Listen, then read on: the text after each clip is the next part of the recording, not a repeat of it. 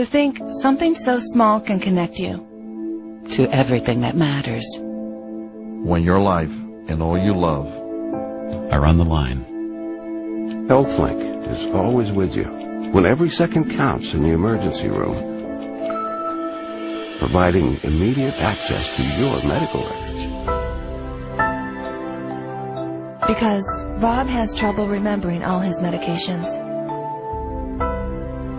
So the ultimate goal is to get everybody in this world chipped with the RFID chip, and have all money be on those chips and everything on those chips. And if anybody wants to protest what we do or violate what we want, we just turn off their chip. That's right, microchipped, which will use radio frequencies to track your every move on the planet. If this sounds foreign to you, please note that the RFID tracking chip is already in all new American passports. When Hitler came to power in 1933, his goal was to dismantle and destroy the Jewish community. Was the IBM punch card system, which controlled and stored information based upon the holes that were punched in various rows and columns. Each application was custom designed, and an engineer had to personally configure it. Millions of people of all religions and nationalities and characteristics went through the concentration camp system. That's an extraordinary traffic management program that required an IBM system in every railroad direction and an IBM system in every concentration camp. Excuse me, sir.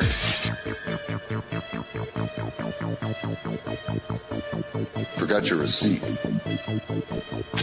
Checkout lines. Who needs them? Have a nice day. This is the future of e-business. This is a typical prisoner card. There are little boxes where all the information is to be punched in. We compare this information to the code sheet for concentration camps. And here you see Auschwitz is 1, Buchenwald 2, Dachau is 3. Now, what kinds of prisoners were they? They could be a Jehovah's Witness for 2, a homosexual for 3, communist for 6, or a Jew would be 8. Now, what was their status? 1 was released, 2 was transferred, 4 was executed, 5 was suicide, and 6. Code 6. Sonderbehandlung, special treatment, meant the gas chamber or sometimes a bullet. They would punch that number in, the material was tabulated, the machines were set, and of course the punch cards, by the millions, had to be printed, and they were printed exclusively by IBM, and the profits were recovered just after the war.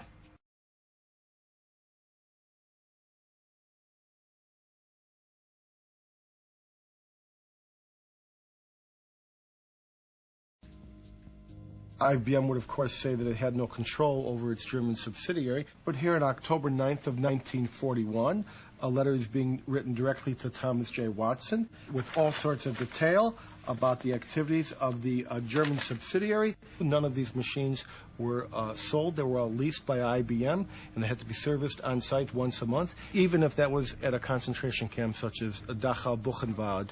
This is a typical contract with IBM and the Third Reich, which was instituted in 1942. It's not with the Dutch subsidiary. It's not with the German subsidiary.